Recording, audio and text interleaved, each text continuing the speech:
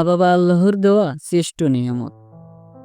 পৃথিবীতে সকল বাপ মাই যদি সমান হতো তাহলে পৃথিবীর নিয়মটা ভিন্ন রকম হতো। মা বাবা বদলানোর কোনো অপশন যদি থাকতো তাহলে আমি আমার জীবনে আমার মা বাবাকে বদলে ফেলতাম। অনেক সন্তানই তাদের বাবা মাকে বদলাইতে চাইতো। কথাটা ভাবতে গেলেও কঠিন, নির্মম সত্য।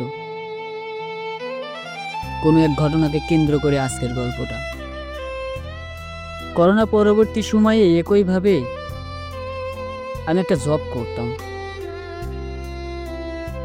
জব দেওয়ার সময় অনেক আকুতি মিনতি করে পরিবার বলেছিল যে আমাদের 5 ভাই বোন, তার মধ্যে তুমি তৃতীয়। 7 বছর ইংল্যান্ডে ছিলেন। সেই সময়ে সমস্ত ইনকাম তার বাবা মায়ের অ্যাকাউন্টে পাঠিয়েছেন। তার বাবা মা সেই টাকায় তাদের জন্য তেমন কিছু করেনি, কিন্তু তার অন্য ভাইদের জন্য জায়গা জমি বাড়ি সবকিছু করে দিয়েছে। দেশে আসার পর বুঝতে পারলেন তাকে নিঃস্ব করে দিয়েছে তার ওই মা বাবা। তার টাকায় স্টেবলিশ হয়ে অন্যান্য ভাই বোনরা এখন করোনার চোখে দেখে তাকে। বউ বাচ্চা নিয়ে খেয়ে না খেয়ে দিন কাটাচ্ছেন করোনার পুরো সময়টা। মা বাবা কিংবা ভাই বোন কেউ ফিরেও তাকায়নি তার পেছনে একবারের জন্য।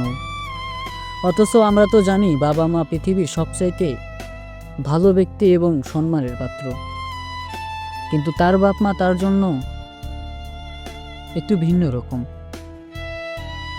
আমার কাছে মনে হচ্ছে এই কথাটা পৃথিবীর সুন্দর মিথ্যাগুলির মধ্যে অন্যতম একটি মিথ্যা কথা। এই দেশে মা বাবার উপরে কোনো কিছুই নেই, আর প্রতিটা মা বাবার কাছে সন্তান সবসময় সমান নজরের হয়।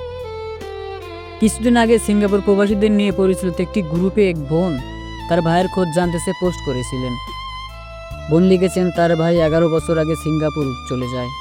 গত 7 বছর ধরে তার পরিবারে কেউ যোগাযোগ করতে পারছেন না তার সাথে।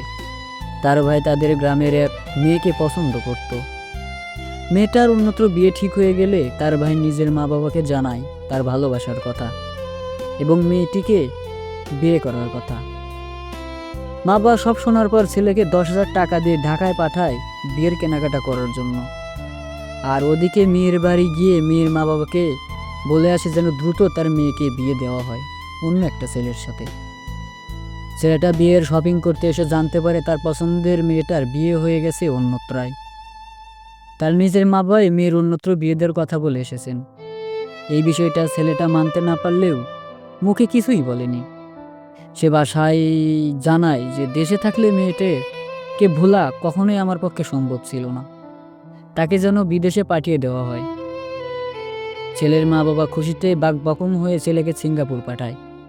বিদেশ যাওয়ার বাবদ সেই টাকাটা খরচ হয়েছিল, সেই পাঠানোর পর ছেলের সমস্ত যোগাযোগ বন্ধ করে দেয় পরিবারের সাথে। এখন ছেলের মা বাবা ছেলের জন্য কাঁদে। তার বোন আগতি জানিয়েছে যেন তার ভাইকে খুঁজে দেওয়া হয়। এখানে দোষ টাকার। কতটা অভিমান জমলে একটা মানুষ এরকম বদলে যেতে পারে, এটা ম্যাক্সিমাম মানুষই বুঝবে না। আসলে বর্তমান সময়ে মানুষকে বোঝার মতো ভাষা আমাদের কাছে নেই।